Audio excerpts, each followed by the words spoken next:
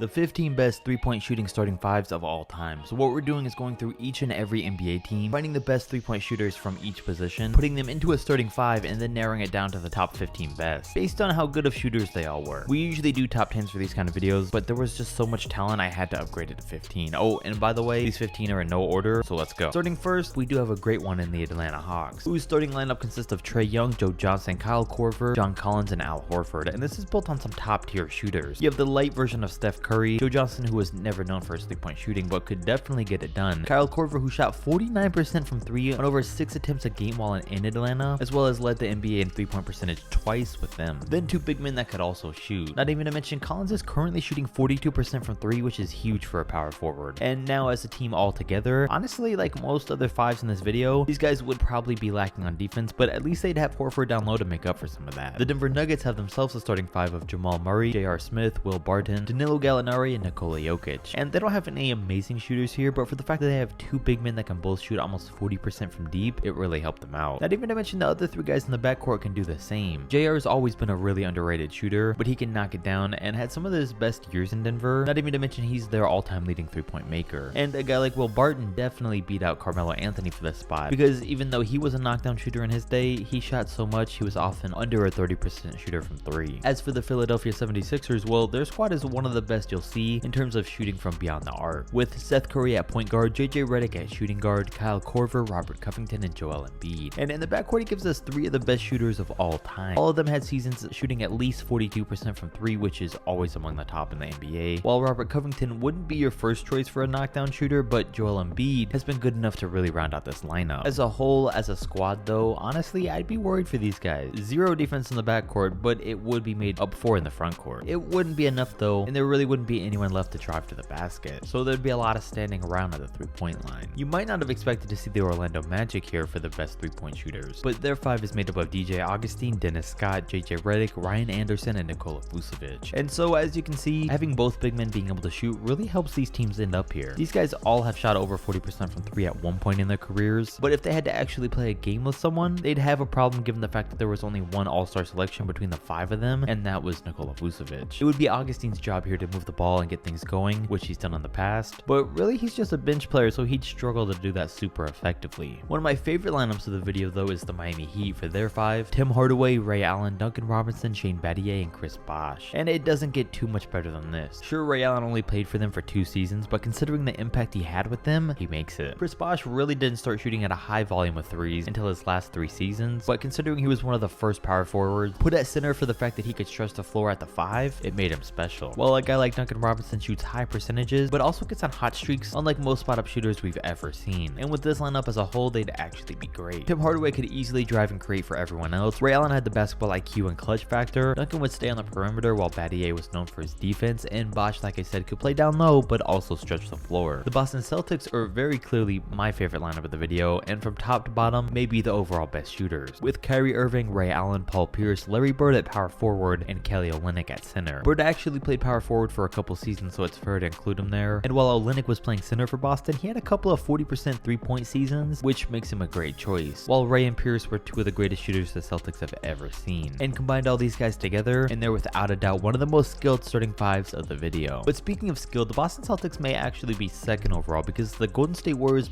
might be the best lineup in terms of actual playing ability, given the fact that they bring in Steph Curry, Klay Thompson, Kevin Durant, Harrison Barnes, and James Wiseman. So things do drop off a little once we get to Barnes and Wiseman, but they're not terrible options, and the fact that we have 3 of the most dominant and well-rounded shooters in the history of the game in the backcourt more than makes up for them. As for dominance on the court, well, we kinda already know with these guys. I didn't really expect to see the Sacramento Kings in this video until I really thought about it, but they have Tyrese Halliburton, Buddy Hield, Peja Stojakovic, Hedo Turkoglu, and DeMarcus Cousins. Towards the end of his run in Sacramento, Cousins really started to step up and hit 3s consistently, while a guy like Peja Stojakovic is an all-time great shooter. I also had to include Buddy Hield over a guy like Mitch Richmond though, because Buddy shoots much better percentages while shooting twice as many 3s per game, with him having shot 10 a game a couple years back. Now, knowing this team, even though they had a good bit of talent here, since it's the Kings, I'm sure they'd still probably suck. The Dallas Mavericks were a tricky one given all the talent we've seen them with, but in terms of tenure, 3-point percentage, volume of shots, and all of that combined, I gave their spots to Jason Kidd, Jason Terry, Michael Finley, Dirk Nowitzki, and Kristaps Porzingis. And I love that for the Mavs 5, we have 2 7-footers to shoot, and it helps just a little bit that one is arguably the greatest shooting big man of all time. And for point guards, I chose Jason Kidd over Steve Nash, Luka Doncic, and Seth Curry, just because of the terms I mentioned earlier. As for Terry and Finley, they were two long-term Mavs players and shot great numbers every year. So as a team as a whole, thanks to Kidd, Dirk, a lot of size down low, and a great supporting cast, these guys would have great success. I also didn't expect to see the Timberwolves here, but the last decade they've brought up some good shooters, with Zach LaVine, Fred Hoiberg, Wally Szczerbiak, Kevin Love, and Karl Anthony Towns. LaVine was still young when he was in Minnesota, so he wasn't the player he is today, but he did play point guard some while he was there, so it worked. And Fred Hoiberg is coaching LaVine now, but in his playing days he shot 48% from 3 1 year for Minnesota, while Szczerbiak could shoot the lights out, and Love and Cat were two of the better shooting big men we've ever seen. Seeing how the Timberwolves have never really made the playoffs while any of these guys have played there aside from Wally, my hopes aren't too high for them. I love what the Bucks starting 5 of 3-point shooters brings us though, with Drew Holiday, Prime Ray Allen, Chris Middleton, Bobby Portis, and Brook Lopez. So you basically have a variation of the current day Milwaukee Bucks, but just add Ray Allen. And they make a good squad. For big man, Bobby Portis has proven to be an excellent shooter. Brook Lopez is streaky, but catch him on a good day and he'll light it up. While we know the other three are just fine. Skill wise, you gotta imagine these guys would have a ton of success. Maybe not as much as they do currently, but they'd definitely be a threat as a playoff team. The San Antonio Spurs have an odd one, but they were too good of shooters to leave out, with Patty Mills, Danny Green, Bruce Bowen, Davis Bertans, and Matt Bonner. So as you can see, we have 0 star power here and basically 5 role players. But when you have 5 guys that have all been known for shooting that good, and 3 of them have shot over 44% from deep at one point in their careers, they at least deserve to mention. As a whole, they'd suck, but as shooters, they're good. The Raptors are another one kind of like that. Don't get me wrong, they have a lot more talent with Kyle Lowry, Danny Green, OG Anunoby, Steve Novak, and Marc Gasol. Just when you get a chance to include Danny Green and Steve Novak on the same team, you gotta at least bring them up. And with them as a unit, they'd have a ton more success. You got 4 players who can all defend at a high level, while at the same time could be very effective scorers, and most can do more than just shoot. They're also able to spread the floor, play on both ends, and have Mark as an inside threat too. We couldn't have a 3-point starting 5 video without at least mentioning the talent the Indiana Pacers have brought us, with Malcolm Brogdon, Reggie Miller, Chris Mullins, Bojan Bogdanovic, and Miles Turner. Bojan and Brogdon are both great shooters, while Miles is passable enough to make this team, but Mullins and Miller are obviously what set these guys apart. With them both being all-time greats, that combination was really what took them to the next level. The Bulls deserve to mention as well, since they brought us Steve Kerr, Zach LaVine, Kyle Korver, Lauri Markkanen, and Nikola Vucevic. If you have the chance to include a lineup with both Kerr and Korver, then you take it, given that they were 2 of the greatest 3-point shooters ever. Now, if all of these 5 were able to actually play in a game, it would give Zach LaVine all the firepower he would need to dominate. On the defensive end, maybe not so much, but I think they'd make it work. Then finally, our last lineup of the video is the Brooklyn Nets for Kyrie Irving, Drazen Petrovic, Joe Harris, Kevin Durant, and Derek Coleman. So pretty close to their actual current day 5, and I'll admit it was tough to include Drazen over James, but if we're looking at only their Nets days, they played a similar amount of time on the team, but Petrovic was a much better shooter, and Coleman was the only center from the Nets that could somewhat shoot. No surprise though that adding 2 great guys from deep to the current squad of Kyrie, KD, and Joe, that this team would dominate. If you enjoyed the video, like, comment, and let me know, and comment down below if there's any 5s that you can think of that I might have missed. Don't forget to subscribe, and I'm out.